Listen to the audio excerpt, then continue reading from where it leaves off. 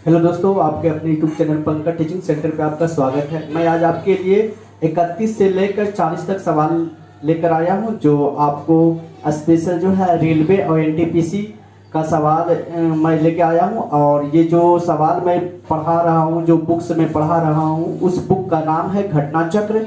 तो आइए स्टार्ट करते हैं। तो सवाल नंबर 31 में कह दिया है कि आपके पास क्यू के रुपये का दुगना है। आर के पास जो है क्यू के रुपये का दुगना है। क्यू का एक तो आर का कितना, दो हो जाएगा। उसके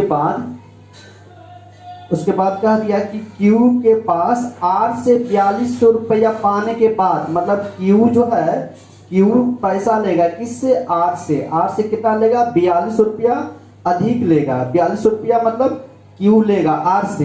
तो कह दिया जब पैसा लेने के बाद ये आर और क्यू का जो रेशियो बनेगा,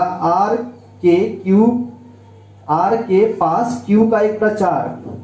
सवाल में कह दिया आर के पास क्यू का 1/4। क्यू में का लग जाए तो मतलब क्या मान लेंगे, हर है। तो क्यू का हो जाएगा कितना, 4, और आर का हो जाएगा, आर का 1 हो जाएगा। अब यहाँ पे देखना है दोस्तों, क्या करना है। जब भी एक व्यक्ति दूसरे व्यक्ति से पैसा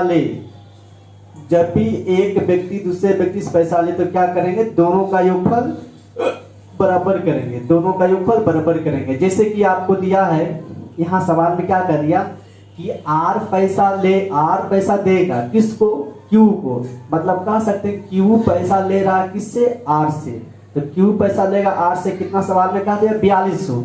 जब भी पैसा लेने या देने की बात की जाए, जब एक व्यक्ति दूसरे व्यक्ति को पैसा दे, तो हमको क्या करना है, दोनों का योगफल बराबर करना है। दोनों का योगफल बराबर का मतलब है 2 और 1 कितना हो गया, 3। चूंकि यहाँ पे 2 1 3 यहाँ हो रहा, और यहाँ पर 1 और 4 कितना हो रहा, 5 हो रहा। तो यहाँ दोनों का योगफल बराबर करना है। यहाँ चूंकि योगफल 3 हो रहा है, यहाँ योगफल कितना हो रहा, 5। तो यहाँ योगफल बराबर नहीं है। यदि हम इस 5 को ऊपर से गुना करेंगे तो 3 5 15, और 3 को नीचे से गुना करेंगे तो 5 या 15। मतलब कहने का मतलब है कि नीचे वाले योगफल को ऊपर से गुना करना है। 1 और 4 कितना हो जाएगा, 5 से मल्टीप्लाई करना है, और 2 और 1 3 को नीचे से क्या करना है, मल्टीप्लाई करना है।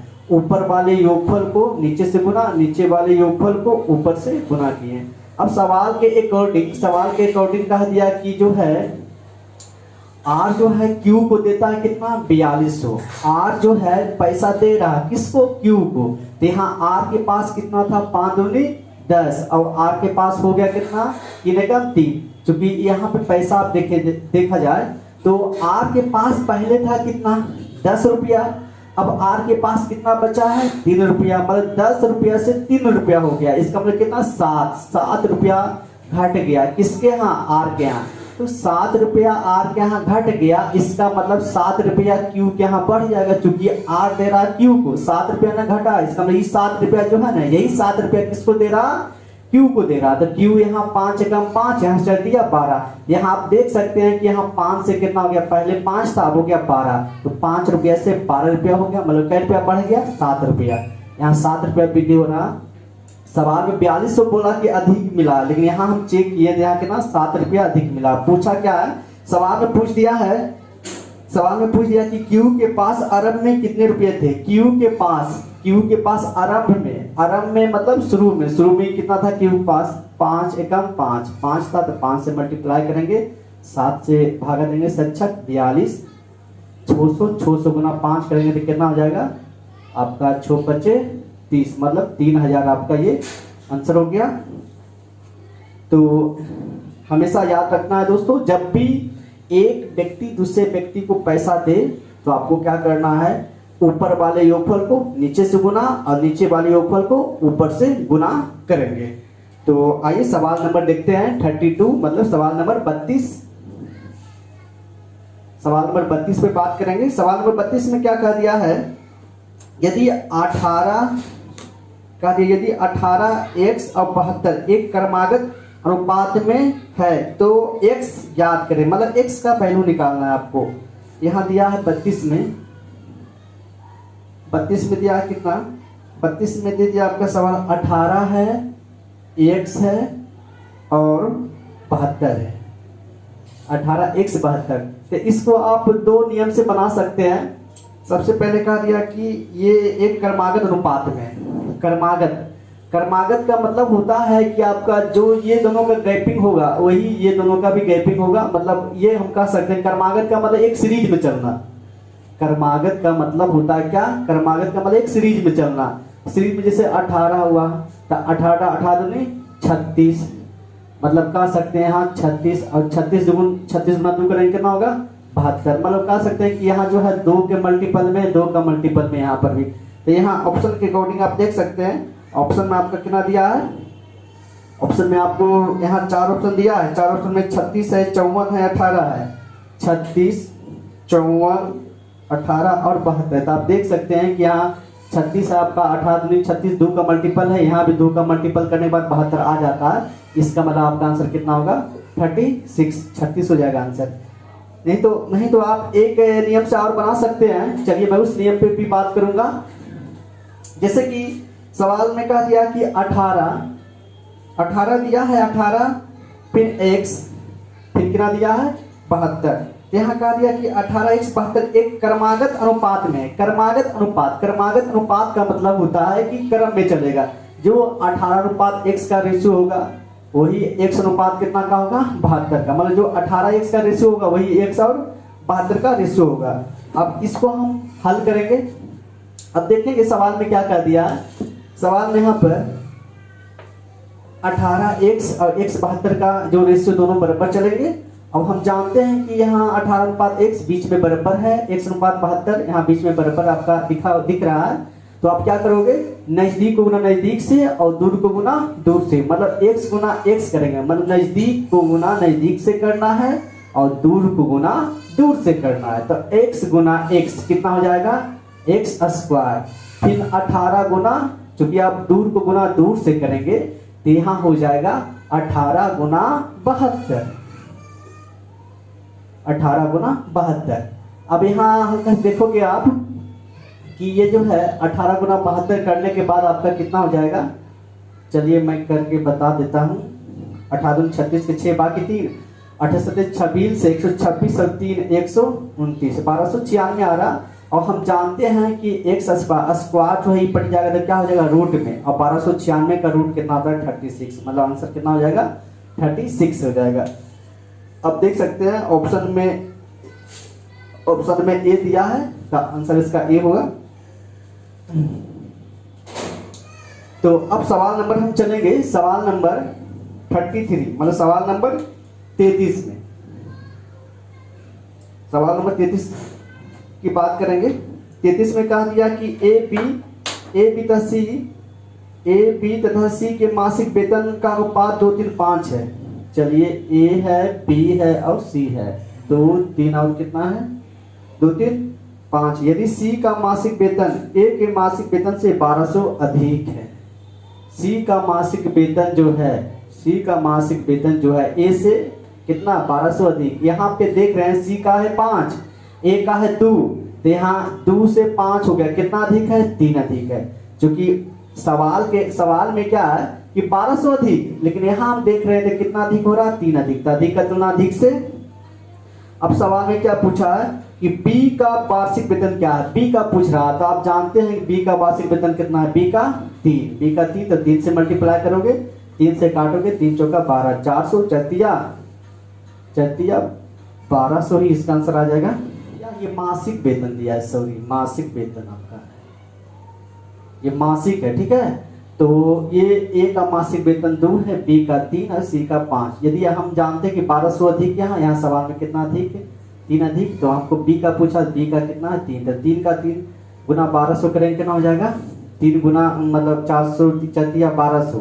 तो 1200 जो ये आया ये आपका मासिक आया है, मासिक वेतन आया। लेकिन सवाल में आपको क्या पूछ लिया, बी का वार्षिक वेतन क्या करें। वार्षिक का मतलब होता है 12 महीना।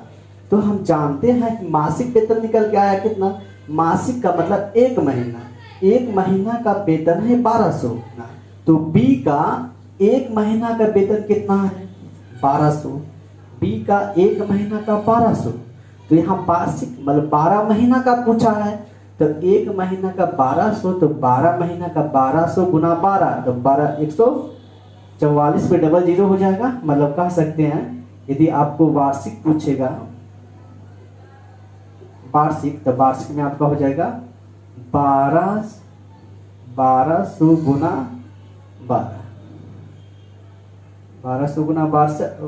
गुना 12 करेंगे तो आ जाएगा आपका कितना, बराबर 44, 144 पे डबल शून्य, ये आपका 14,400 आपका आंसर होगा। मतलब ऑप्शन नंबर बी आपका हो जाएगा आंसर। अब सवाल के अकॉर्डिंग आते हैं, सवाल नंबर 34 मतलब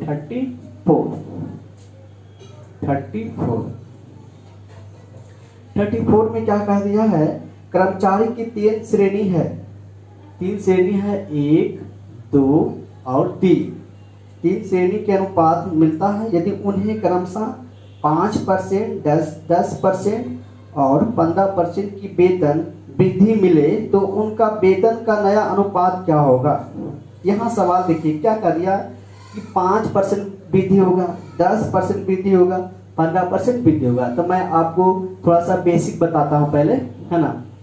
5% वृद्धि, 5% वृद्धि का मतलब होता है, पहले आप यहाँ क्या लिखा, यहाँ क्या देख रहे हैं, परसेंट का मतलब कितना होता है 100 पहले से, और वृद्धि कितना हो रहा है, वृद्धि कितना 5, तो 5 और बढ़ जाएगा, तो ये हो जाएगा कितना 105%। ठीक है, तो यहाँ सवाल में कह दिया 5% वृद्धि, 5% वृद्धि, तो 5% वृद्धि करोगे तो कितना हो जाएगा 100, यहाँ पे हो जाएगा आप लिखोगे 105% अनुपात रहेगा यहाँ पर। फिर सवाल में कितना दिया 10% वृद्धि, तो 10% वृद्धि का मतलब कितना बढ़ जाएगा, 100 में 10 बढ़ा देंगे तो 110% हो जाएगा। फिर आपका कितना परसेंट वृद्धि का दिया है, 15% वृद्धि, तो 15 मतलब 100 में 15 बढ़ा देंगे तो 115% आ जाएगा। अब देखना है दोस्तों क्या करना है आपको, अब आपको परसेंट, यहाँ भी परसेंट है, यहाँ भी परसेंट है, यहाँ भी परसेंट, तो परसेंट से परसेंट आपका कैंसिल हो जाएगा, है ना, परसेंट से परसेंट कैंसिल। अब 105 है, यहाँ 110 है, यहाँ 115 है, तो आप 21 से काटेंगे, 21 25 75 से, 22 25 तहोदल से, और 23 25 15 से, तो 21 गुना 1 करेंगे तो 21, 22 गुना 2 करेंगे तो 22 गुना 44, 23 गुना 3 23 दिया 69, ये आपका रेशियो हो जाएगा 21, 44 और 69।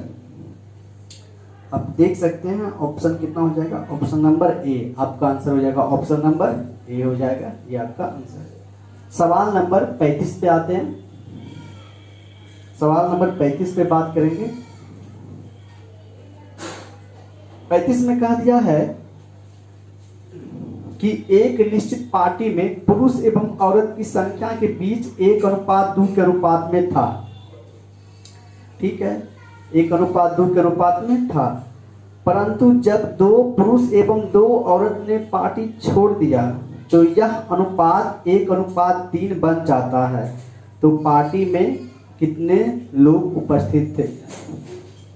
35 में आते हैं, जैसे कि कार्य मैन है और वुमेन है, मतलब कह सकते हैं पुरुष और औरत, मैन और वुमेन, 1:2 कितना है 2।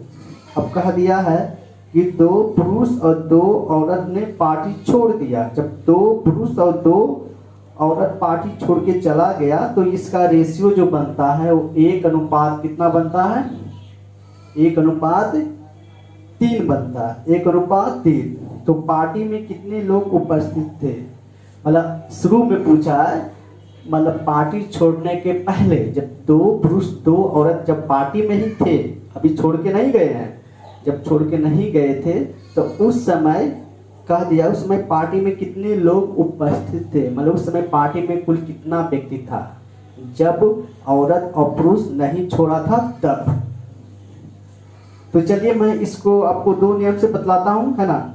चलिए पहले मैं आपको यहाँ एक नया कॉन्सेप्ट जिसको हम लोग नाम देते हैं मल्टी गिवन, मतलब मल्टीपल कॉन्सेप्ट इसको हम कह सकते हैं, मैं ये लागू करूँगा। ऑप्शन में दिया हुआ है कितना, ऑप्शन आपका दिया है option B, option C, option D, 4 option में दिया है क्या, 8 है, 10, 12 और 14 दिया है, ये 4 ऑप्शन है। अब सवाल में क्या कह दिया है कि पार्टी में कुल कितने व्यक्ति थे, मतलब शुरू में पार्टी में था एक आदमी और एक और 2 औरत, एक आदमी और 2 औरत, मतलब 2 और 1 कितना 3, कुल मिला के कितना था, कुल मिला 2 1 3। तो 3 देखते हैं, तो 3 जो है किसको डिवाइड करेगा, ये 4 ऑप्शन में 3 किसको डिवाइड करेगा, क्योंकि कुल पुरुष बोला, कुल मतलब पुरुष भी और महिला भी। शुरू में पार्टी छोड़ने के पहले की बात हो रही है, तो 1 और 2 कितना 3, 3 से कौन ऑप्शन कट सकते हैं, 3 से 8 नहीं कटेंगे, 3 से 10 नहीं कटेंगे, 3 से 12, यस 3 चौका 2 1 3, 3 से 12 आपको डिवाइड हो जाएगा, आपका कट जाएगा, 14 आपका 3 से नहीं कटेगा, तो आंसर कितना हो जाएगा, आंसर 12 आपका, मतलब कह सकते हैं ऑप्शन नंबर कितना, ऑप्शन नंबर सी, ये आपका आंसर है। ये हो गया, ये आप कह सकते हैं ना, बिना पेन लगाए हुए सवाल को बना सकते हैं। 35 मैं एक और नियम से बता देता हूँ, है ना। तो देखेंगे सवाल में कह दिया कि 35 में कि एक निश्चित पार्टी में पुरुष और औरत है, मतलब मैन और वुमेन, कितना रेशियो दिया है, 1:2, उसके बाद 2 1:2 के अनुपात में था, परंतु 2 पुरुष एवं 2 औरत ने पार्टी छोड़ के चला गया, तो इसका अनुपात 1:3 बन जाता है। तो पार्टी में कितने लोग उपस्थित थे। चलिए एक और नियम से बतलाता हूँ। सबसे पहले पुरुष कितना शुरू में था, 1, और औरत कितना थी, 2, तो दोनों में चलिए x मान लेते हैं, इसमें भी x मान लेंगे, इसमें भी x मान लेंगे। अब सवाल के अकॉर्डिंग क्या कह दिया कि 2 पुरुष और 2 औरत पार्टी छोड़ के चले गए, तो मेरे पास पुरुष कितना था, 1 गुना x करेंगे तो x में 2 पुरुष छोड़ के चला जाएगा, तो x में 2 घटा देंगे, और जो महिला है, महिला भी कितना 2 महिला छोड़ के जा रही है, तो इसमें भी 2 क्या करेंगे, घटा देंगे। उसके बाद बचेगा दोनों का रेशियो जो बनेगा 1 कितना, 1:3 रेशियो बनता है। तो क्या करेंगे, देखेंगे दोनों के बीच में यहाँ अनुपात है, यहाँ पर भी दोनों के बीच में अनुपात है, तो यहाँ पर भी दोनों के बीच में अनुपात, यहाँ पर भी दोनों के बीच में अनुपात है। जब भी ऐसा कंडीशन हो, ऐसा टर्म बने, तो आपको क्या करना है, नजदीक गुना नजदीक से, नजदीक गुना नजदीक से, और दूर को गुना दूर से करना है। तो 2x गुना 1 करेंगे कितना हो जाएगा, 2x माइनस 2 गुना 2, तो 2 हो जाएगा। अब दूर को गुना दूर से, मतलब x गुना 3, तो कितना हो जाएगा, 3x माइनस, तो माइनस 2 गुना 3 करेंगे कितना हो जाएगा, 6 हो जाएगा। उसके बाद सवाल में आपको क्या करना है, क्या करना, 3x, यहाँ कितना 2x, तो 3x में 2x घटा देंगे तो कितना बचेगा, x। अब यहाँ 2x इधर जाएगा ना, चूंकि 2x प्लस में है, यहाँ पे 3x प्लस में, तो 2x छोटा वाला को उठा के इधर लेके आ जाएंगे, तो 3x में 2x घट जाएगा, बचेगा कितना, x।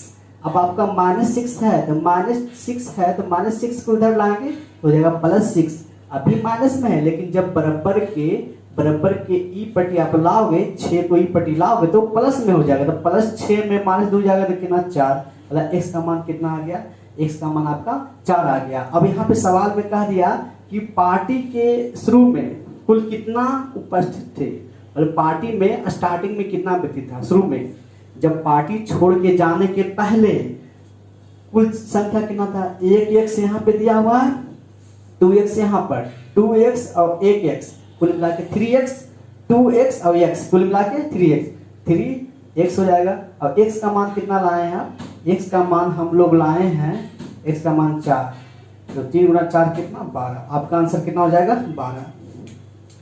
तो इसी प्रकार से सवाल नंबर आगे हम लोग चलेंगे।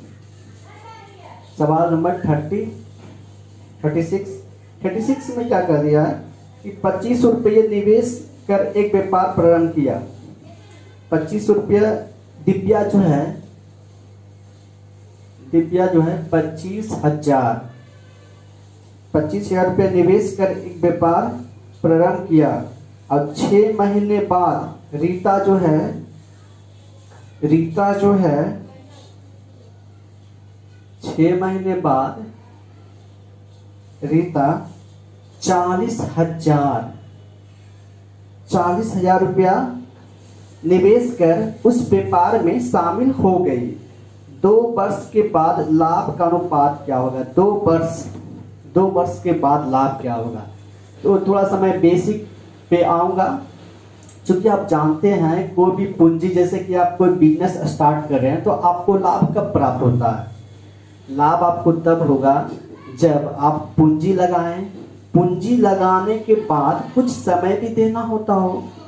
पूंजी लगाने के बाद कुछ क्या है, समय भी देना होता है। जैसे 5 महीना के लिए लगाएं, 6 महीना या 8 महीना, जैसे पूंजी लगाएं 8 महीने के बाद आप देखिए कि आपको कितना जो है प्रॉफिट हुआ, कितना लाभ हुआ। तो लाभ का मतलब होता है पूंजी के साथ क्या, समय। पूंजी भी आपको लगाना पड़ेगा और उसके साथ समय भी आपको लगाना पड़ेगा। तो पूंजी और समय दोनों के गुणनफल को क्या बोलते हैं? लाभ बोलते हैं। तो यहाँ एक कॉन्सेप्ट होता है लाभ बराबर पूंजी गुना समय। ये थोड़ा सा केयर करना, ध्यान देना है कि लाभ हमेशा समानुपाती होता है किसका? पूंजी और समय के गुणनफल होता है। ठीक है, इस पर समानुपाती भी आप लिख सकते हैं। तो यहाँ पे पूंजी गुना समय बराबर लाभ होता है। तो यहाँ सवाल में कहते हैं दिव्या लगाया कितना? दिव्या लगाई है 25,000। अब 25,000 लगाई है और रीता लगाई है कितना? 40,000। तो यहाँ पर जो रीता आई है 6 महीना के बाद, मतलब दिव्या 25,000 लगा दी है। अब 6 महीना, धीरे धीरे 6 महीना खत्म हो गया और 6 महीना खत्म हो गया तब आ गई कौन? रीता। कौन आ गई? रीता।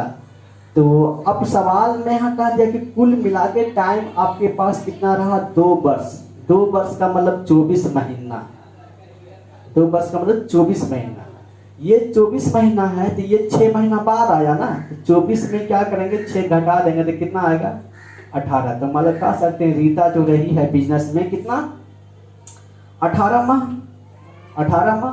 अब यहाँ सवाल में चलिए लाभ का अनुपात पूछा है तो 3 0 कैंसिल, 5 5 25, अब 5 8 40। अब यहाँ काटेंगे 8 दिया 24। अब 3 से यहाँ काटोगे 3 6 18। यहाँ 5 अनुपात कितना आ गया? 6।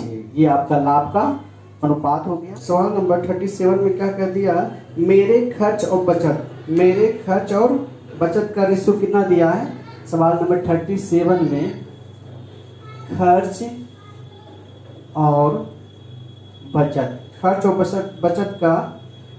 और बचत का रेशियो 3 रेशियो कितना है? 4। यदि यह अनुपात 4:3 करना है तो खर्च में कितने प्रतिशत की वृद्धि होगी? सबसे पहले आपको यहाँ एक चीज ध्यान देना होगा, क्योंकि यहाँ आय है कितना? 4 और 3, मतलब खर्च और बचत को जोड़ेंगे तो क्या बनता है? आय। जैसे कि हम कह देंगे कि एक लड़का राम है, राम का खर्च 3 रुपया है, राम का खर्च 3 है और बचत 4 रुपया। 3 रुपया खर्च कर दिया, उसके बाद तो उसके पास 4 रुपया बचा। तो 3 और 4 कुल मिला के आय कितना हो जाएगा? 7। यहाँ भी खर्च 4 और बचत 3, तो 4 और 3 कुल मिला के कितना हो जाएगा? 7। यहाँ पर भी आय आपका 7 है, यहाँ पर भी आपका आय कितना है? 4 3 7। आय आपका सेम हो रहा, होना भी चाहिए, क्योंकि एक ही आदमी का आय 2 अलग अलग कभी भी नहीं हो सकता। एक आदमी का आय एक ही होगा। मतलब कहने का मतलब मेरा है, यदि हम यहाँ पे कहें कि हम 20 रुपया कमाते हैं, मेरी आमदनी 20 रुपया है, बाहर जाके कहेंगे मेरी आमदनी 30 रुपया है, तो गलत हो जाएगा। क्योंकि या तो मेरी आमदनी या तो मेरी आय 20 रुपया होगी या मेरी आय 30 रुपया होगी। दोनों में से कोई एक ही होगा, दोनों आय नहीं हो सकती है। 20 और 30 कभी भी नहीं हो सकता, या तो 20 होगा या फिर 30 होगा। दोनों में से कोई आय जो है एक होगा। तो सवाल में कहा दिया कि मेरे खर्च में कितने प्रतिशत की वृद्धि होगी? खर्च यहाँ 3 है, खर्च यहाँ 4 है, कितना वृद्धि हुआ? 1। कितना पे? 3। पहले शुरू में 3 में था, 3 नीचे आ जाएगा। तो 3 की बात, 3 पर ही खर्च हो रहा है, 3 से 4 हो गया तो खर्चा कितना? 1 बढ़ा, लेकिन कितना था पहले? 3। अब प्रतिशत बोल रहा तो प्रतिशत का मतलब 100 से गुना, तो आप भागा करोगे 33.33%। सवाल नंबर 38 पे मैं आऊंगा। सवाल नंबर 38 में सवाल में क्या कह दिया है? 38 में सवाल नंबर 38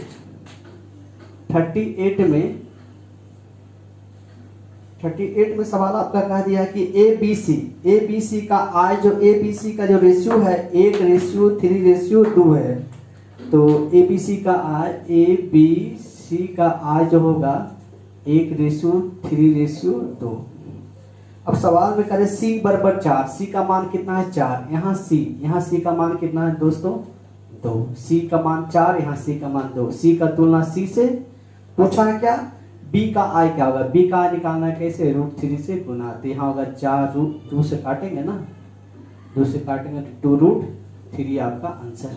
सवाल नंबर 39 पे बात करेंगे। सवाल नंबर 39 पर, सवाल नंबर 39 में क्या कह दिया है कि PQRS है, PQR, चलिए लिख देता हूं, P/Q, R/S, PQ का रेशियो दिया है कितना, PQ का रेशियो दिया है 2:3 और RS का तो QR का Q रेशियो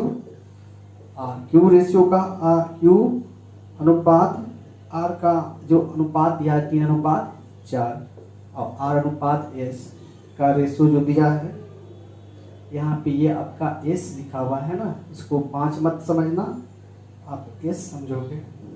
S यहाँ हो जाएगा 4:5। यहाँ देखना दोस्तों Q सेम है ना, Q यहाँ भी Q सेम है 3 R यहाँ सेम है, यहाँ भी R सेम है, देख रहे हैं R का 4 यहाँ भी 4, तो आपका रेशियो हो जाएगा PQRS, P का तो 2, R का Q का तो यहाँ 3 है तो 3 ही हो जाएगा, R का तो मान यहाँ 4 है तो 4 हो जाएगा, S का मान कितना हो जाएगा, यहाँ आप इस प्रकार से 5 करो। अब सवाल कहा दिया है कुल मिला के 1694 है, कुल मिला के यहाँ 5 4 9 3 12 2 14। पूछा क्या है जो कुल योगफल 1694, यहाँ कुल योगफल जोड़ेंगे तो हो जाएगा 14। पूछा क्या है PQRS, मतलब सभी का भाग निकालना, P का भी निकालना है, Q का भी निकालना है, R का भी निकालना है और S का भी निकालना है। P का निकालना है कैसे होना 2 से, अब 2 से काटे 14 यहाँ है, 14 से पहले काटो आप, 14 एकम 14, 2 2 14 28 121 में 121 बार में आपका ये कट जाएगा 1694, 121 गुना 2 करेंगे तो कितना आ जाएगा 1 दूना 42, 242। Q का निकालना है 3 से गुना 3 गुना 21 करेंगे तो 300 कितना हो जाएगा 21, 3 1 गुना 3 3 21 दिया 63, 363। 4 से गुना करें 21 चौक 84 और 4, चूंकि आपको P का निकालना है 2 से गुना, Q का निकालना 3 से गुना, अब अभी R का निकालना है तो इसकी जगह पे कितना 4 से गुना, फिर S का निकालना है तो कैसे गुना 5 से गुना। अब यहाँ करें 21 75 से 105 और 5 1 6 605, ये आपका आंसर हो जाएगा। मतलब ऑप्शन नंबर आपका हो जाएगा कितना, ऑप्शन नंबर सी हो जाएगा। तो आगे चलते हैं सवाल नंबर 40। सवाल नंबर 40 में क्या कर दिया, ए बी की आय जो है 5:4 है, मतलब 5:4 है। ए बी का आय जो है 5:4 है। ये दिया है क्या आय का मतलब आमदनी, इसका खर्च व्यय का मतलब खर्च होता है, व्यय भी आप लिख सकते हैं, खर्च भी लिख सकते हैं। व्यय या खर्च दोनों सेम चीज है, सेम वर्ड है, दोनों का अर्थ समान होता है आय और व्यय का। अब सवाल कहा दिया कि प्रत्येक की बचत 800 रुपया हो, प्रत्येक की बचत मतलब ए की बचत 800 है और बी की भी बचत 800 है। जब दोनों की बचत 800 है मतलब प्रत्येक की बचत 800 हो, जब भी ऐसा सवाल अगर एग्जाम में आ जाए तो आपको क्या करना है, ऊपर वाले अंतर को नीचे से गुना, नीचे वाले अंतर को ऊपर से गुना। मैंने पिछले वीडियो में इस रूल को आपको लिखा चुका हूँ शायद आपको रेशियो पार्ट 2 में ये सब मैं कॉन्सेप्ट आपको लिखा चुका हूँ। पार्ट 1 या पार्ट 2 में आपको ये कॉन्सेप्ट मैंने लिखा चुका हूँ पहले से। तो 5 4 में कितना, 5 4 में 1 का अंतर, 1 को नीचे से गुना। 3 और 2 में कितना का अंतर, 3 और 2 में कितना का अंतर, 1, 1 को ऊपर से गुना। अब सवाल का है प्रत्येक की बचत 800 है, प्रत्येक की बचत 800 है। यहाँ प्रत्येक की बचत, यहाँ एक ही आय 5 है और खर्च 3 है, आमदनी 5 और खर्च 3, तो बचत कितना होगा 2। निकालना क्या है, एक ही आय निकालना है। एक ही आय निकालना है, कैसे गुना, 5 से गुना करोगे, 2 से काटेंगे 800, 400 बार 4 25 20, 2000 आपका। तो आज के लिए इतना ही। अगले वीडियो में हम लोग 41 मतलब 41 से लेकर 50 तक सवाल सोल्व करेंगे। तो आगे क्लास चलती रहेगी। थोड़ी सी कुछ प्रॉब्लम हो गई थी, इसीलिए मैं क्लास कुछ दिन से नहीं ले पा रहा था। तो अब से क्लास आपका कंटिन्यू होगा, इसलिए आप टेंशन फ्री हो जाओ, ठीक है। मैं क्लास पूरा आपको करवाऊंगा। तो आज के लिए इतना ही। Okay, thank you.